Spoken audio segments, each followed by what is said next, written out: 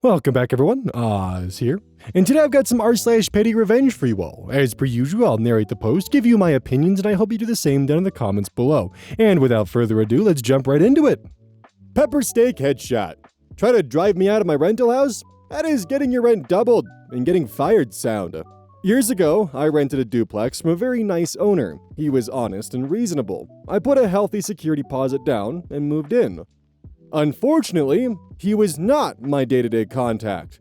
That was the delightful and charming Giselle. She was the on-site landlord.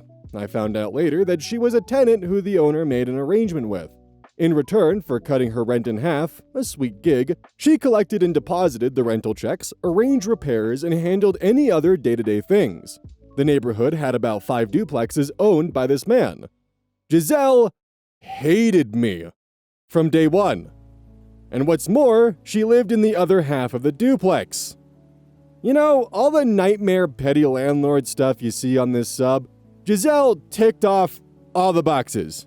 HOA-style Karen obsessed with the rules, yelled at my friends for parking an inch over her side of the duplex. My phone or doorbell rang if my place wasn't stone quiet a minute after quiet time. Rental checks I dropped in the same mail slot I always did somehow got lost. Appliances and things not fixed in anything resembling a timely manner, etc., etc. It was more annoying than awful. I told myself I could live with it, as I was going to be moving closer to my job after my lease ran out. Later, I found out why she hates me. She had wanted a friend of hers to move into the duplex I got, but the owner said no because her credit check was awful and mine was sparkling. So she just wanted to make my life miserable out of pure spite. As the end of the lease drew closer, I noticed my water heater was leaking. Ooh, I feel that one, dude. I had to deal with that recently, too. I dried the floor around it and then put some towels down. Then I emailed Giselle. I had wised up and started a digital trail by then. No response.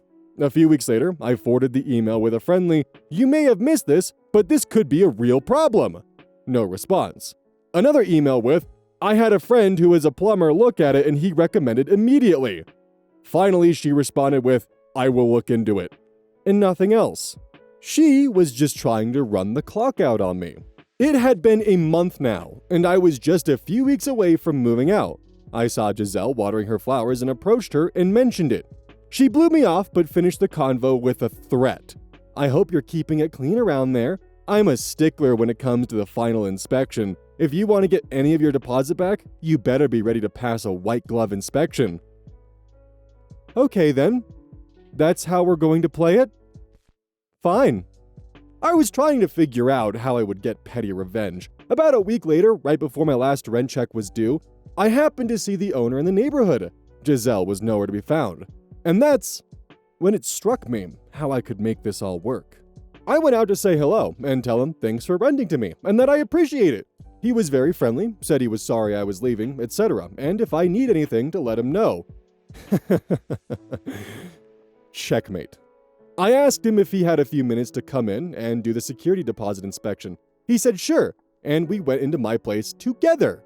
As we were walking around looking at things, he was all positive. "Yep, looks great. Yep, no issues there." Then we came to the water heater. I paused dramatically and gravely said, "I hope we can come to some kind of understanding with the floor around the water heater." I opened the closet doors and showed him.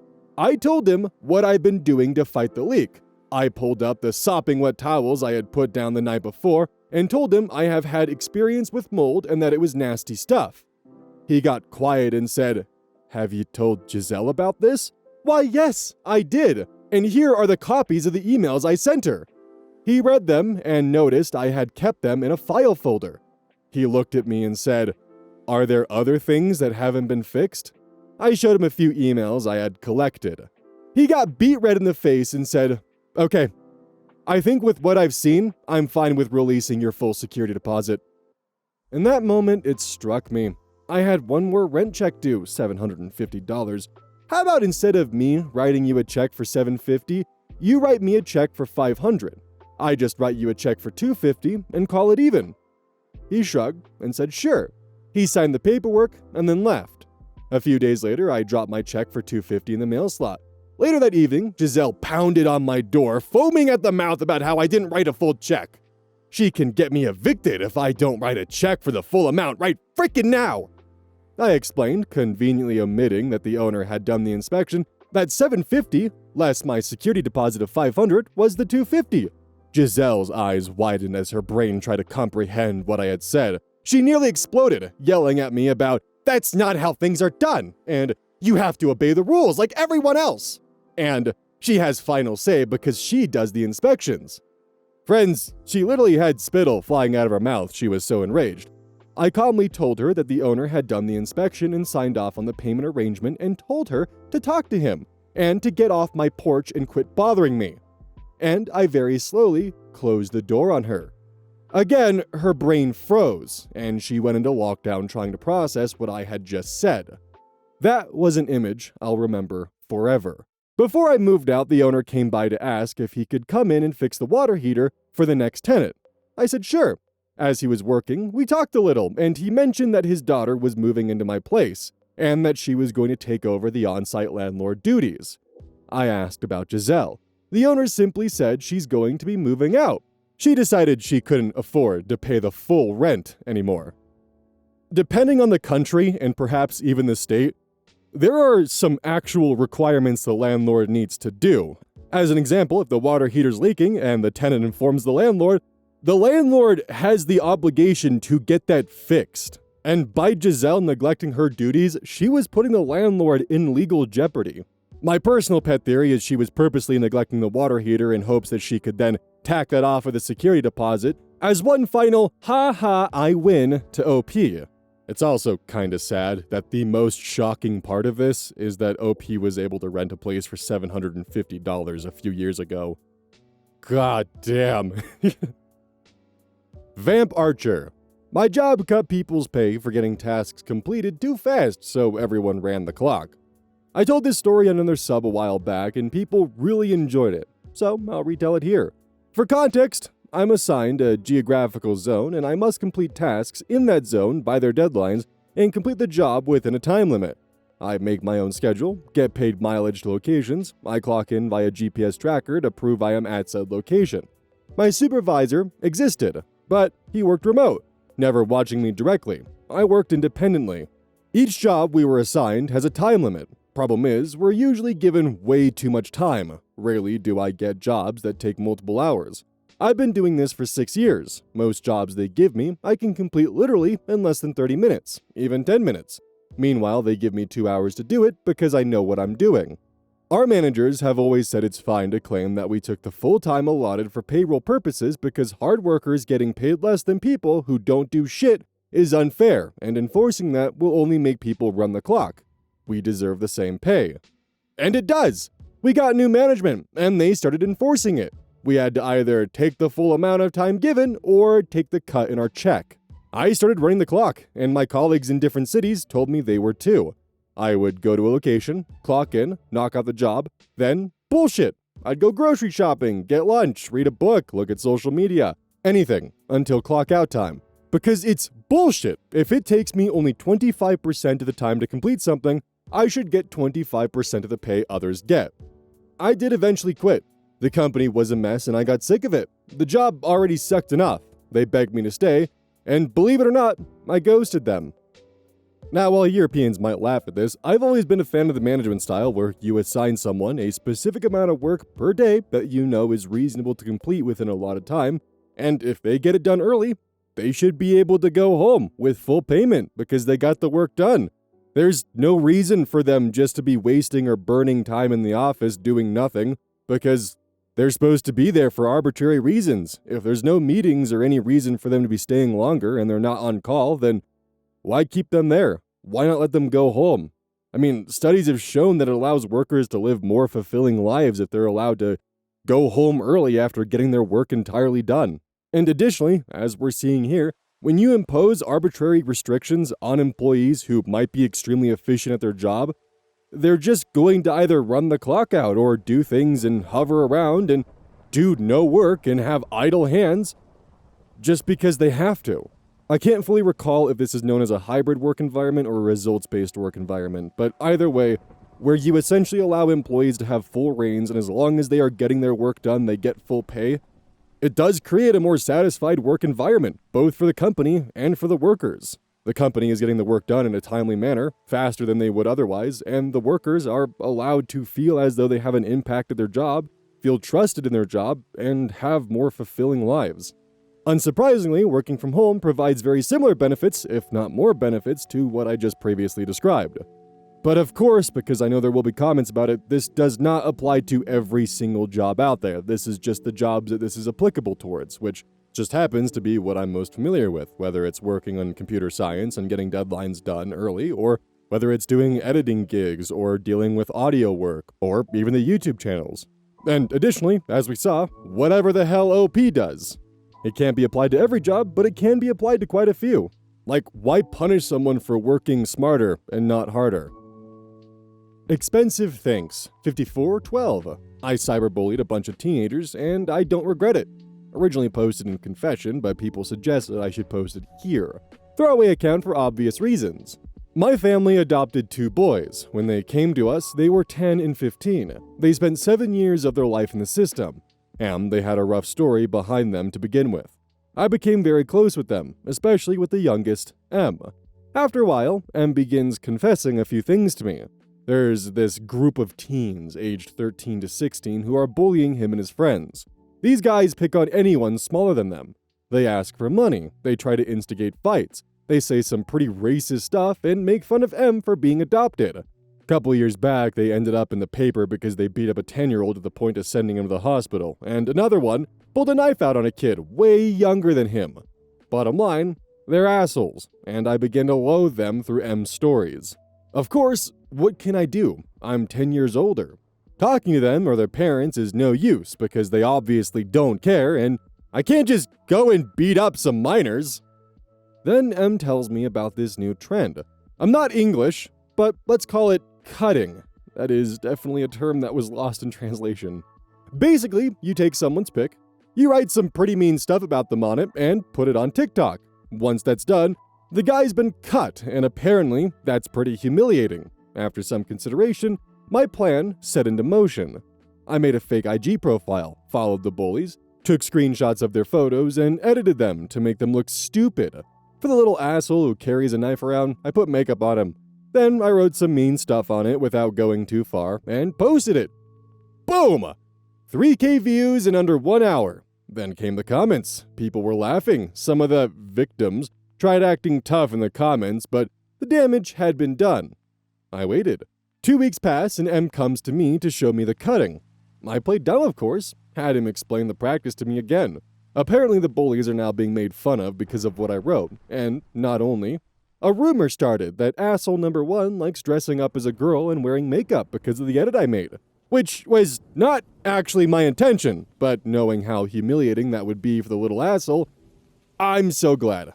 I made sure M wouldn't be suspected, which is unlikely anyways given the amount of people these guys have bullied in the past years. Am I a bad person? Yes. Do I feel bad? Maybe, maybe not. As long as it's bullying bullies, I'm generally pretty okay with it because they're just getting a taste of their own medicine. It is a bit of a shame that he's being bullied for the whole makeup thing, just because of kind of who I am and where I stand on things. But at the same time, that's probably a pretty deep cut and hurts his ego pretty harshly. This is also something that I've only partially really considered is how bullying has probably evolved in the past decade or so, because when I was in high school, bullying was kind of limited to Skype and Discord. We didn't have TikTok or any of these kind of fast-moving social media platforms that were localized to you. Because the problem with TikTok is it's local. Like, it can grab people around you and show them what you've posted. It kind of builds your audience locally before it builds it nationally. And that makes bullying really easy. And now it's not even limited to just Discord group chats or Skype group chats or even just keeping it within your class. It's now spreading to not only the entire school, but even the rival school or nearby schools or the middle school down the road. That is really not good. I'd actually be really curious to hear from those of you who had to deal with TikTok in high school and what that was like, because I graduated in 2018. Oh, that hurts to say out loud because that means it's almost been 8 years. Fuck. But that also means there's been 2 full rotations of high school students that have gone through and dealt with evolving times, which is a pretty crazy thought. That is something I've never really thought of, is how bullying has evolved. Has it gotten better? Is it harder to bully now because of how quick you can clap back on TikTok, or is it an agonizing nightmare of hell? Chihuahua apologist. You want me to do the job you fired me from? I don't think so. I do lab management for a lab. My background is not in the subject studied in this lab, but I know the bare minimum and it doesn't get in the way of my job. I worked very hard to get where I am and have become integral to the lab. A few months ago, I was put in a documentation role that also involved dealing with cryogenic storage. Last Friday, a meeting was held with everyone but me, which was strange. After the fact, a friend on my team told me that during the meeting, everyone was told that I would be taken off this role and it would be given to someone more knowledgeable on the subject. Obviously, this hurt and unprofessional of my manager to not speak to me before this. There is more to the story in that someone blamed me for ruining their experiment and doing something I did not do. So instead of talking to me at all, my manager punished me for it and undermined me to the entire team. My manager has still not spoken to me to officially remove me from this role. Towards the end of the day, I received a message from the new, untrained person in this role, asking me to do it for them. Again, at this point, no one had officially told me it was no longer my role, and they needed it done soon so another scientist, ironically the one that accused me, wouldn't have to stay past 6 p.m. "I'll get back to you," I said. I did not. The scientist had to stay several hours longer. Didn't fix the situation, but it felt nice. If I was in OP's shoes, I would immediately begin documenting everything and potentially even seeing if there's any way to get security camera footage or something along those lines to back up the fact that you're not responsible for the other coworker's blunder, or scientist in this case. Additionally, they haven't told you yet because they're hoping that you'll train your replacement. That's what they're doing. They're keeping you out of the loop so that way they can just casually have you pretty much walk your replacement through exactly what you do on a day-to-day basis, so they don't have to worry about paying or putting extra effort into making sure that your replacement knows what they're doing. That's what I feel they're trying to do based upon the information that OP gave here. I mean, it lines up. With OP not being formally informed yet, and with the entire team being put into the loop, that there is someone new being put into the team that has more experience than OP, it does, in my mind at least, line up with the fact that they're looking to have OP train their replacement. I would also be careful about not doing things that are still technically within your role just because you haven't been told it's no longer your role, because there's a chance that they might actually use this as grounds to justify firing you and why they needed to get a replacement in the first place. You should probably seek out some kind of meeting with HR or the higher-ups that are above your direct manager or the person who's trying to replace you with someone more knowledgeable without telling you that you're being replaced. I'd say overall, just be careful and start documenting everything, and just see if you can maybe even get security footage, character witnesses, or something to clear your name of the person that's trying to accuse you of fumbling their experiment. KEYZ 13. I was written up for abandoning post. To clarify my title, I'm not in the military. This takes place when I was 20, working summer jobs while living with my parents to pay for college. I was already working full-time as a waiter at a very fun restaurant that I really enjoyed. But I wanted to make a little extra money, so I got a job as a host at another restaurant. Let's call it Sapphire Wednesdays. I knew immediately that the place was mismanaged, mostly cued in by the manager having a beer at 2 p.m. on a Tuesday during my interview. But my responsibilities as a host were very easy. Seat customers, inform servers, sweep the floor near the front. I had already been working in restaurants since I was 16, so my training was over in about an hour. About a week after I was hired, sometime after lunch but before dinner rush, there was a car accident in front of the store. A car was sideswiped by a semi and run into a telephone pole on a busy suburban road. I told the server to call 911 and sprinted out and across the parking lot to check on the car. Thankfully, the woman in the car was shaken, but fine. The truck driver was out of his truck and on the phone with 911. The other drivers had stopped as well. A very nice moment of humanity from folks on their way home from work. I decided that everything was being handled as best as possible, so I went back into the restaurant. I walked back to find the manager standing at the empty host stand in front of a nearly empty dining room, asking, Where did you go? There was an accident. I went out to make sure everyone was okay. Manager asks, why did you feel the need to do that? I don't know, jackass, because I'm a human. After a brief back and forth, the manager says he has to write me up for abandoning post. I was too confused and angry to argue, so I told him that was fine. He then reminded me that one more write-up within my first month means I'm fired. I went home and explained all this to my dad, who was laughing through his anger and suggested I quit and focus on the other job. I decided he was right, but hatched a plan. Rather than quit, I showed up an hour late to my next shift that the same manager worked.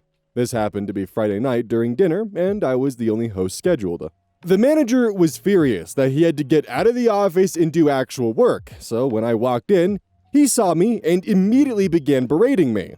I asked if I was going to get written up for this, to which he replied, in front of a crowd of customers, I might add, "You bet your ass you're getting written up." Oh no, I guess I'm fired then. See ya. I went home and drank whiskey and smoked a cigar with my dad on the back porch to celebrate. So, one note that I will add that doesn't apply to this one because the only person affected was the manager, but you gotta make sure that your petty revenge scheme doesn't affect your coworkers or those around you, because the last thing that you want to do is, while trying to get back to your boss, you piss off everyone else around you. Like, let's say if OP had decided to skip on the shift and the manager, being the lazy bastard he is, drinking beers at 2 p.m. on a workday, decides, you know what, I'm gonna have one of the servers now take over both shifts, both their serving duties and as a hostess. Or some bullshit like that, pretty much overworking one poor staff member because you wanted her to get back at the manager. While that isn't what happened here, it's still good to make sure that any petty revenge scheme you might be plotting doesn't involve anyone who doesn't deserve to be caught up in it. I'm adding this because that was my first thought when I heard that he was looking to arrive to his shift an hour late. Thankfully, the only person affected was the manager. Also, gotta love the corporate mentality that the shift that you're working at a restaurant is more important than potentially the life of someone who got sideswiped by a semi and could be seriously injured. And with you being one of the first who could actually show up and be on scene, that's not what you should be doing. You should be standing at your post. I'm gonna write you up for abandoning your post. But he was actually working for someone who wanted to be the insurance adjuster boss from The Incredibles. That's not supposed to be a role model. And what also doesn't make sense is that you just got a window into someone's character and their critical thinking skills. You have someone who's able to make quick decisions on a dime and do the right thing. That's a good thing to have on staff, especially in a workplace like a restaurant where injuries aren't uncommon. Boston's punch. Cut me off to get to the gas station? Here's an Uno reverse card for you. A couple of hours ago, I was waiting in heaviest traffic to turn into the gas station. It was one of those enter from either side gas stations you find at the front of the parking lot of grocery stores here in Texas. I was in the right turning lane, waiting to do so. As the silver truck in front of me pulled forward, a silver SUV shot in front of me, making me slam on my brakes. After forcing their way into my lane, they turned right into the entrance, which was already a bit backed up from people going to the grocery store. I blasted my horn, only to see the driver give me one of those "What's up?" hand motions from his cab. Traffic ahead of me was moving quickly, so I decided to drive the 100 feet to the next entrance. I made the entrance easily and spun around towards the gas pumps, creeping forward looking for an empty pump. A motorcycle pulled away and shot out. I quickly pulled into the spot, only to come face to face with Mr. What's Up? We were both in the gas station bay, but I had about a 5-foot advantage. I gave him the "What's up?" signal and refused to back up.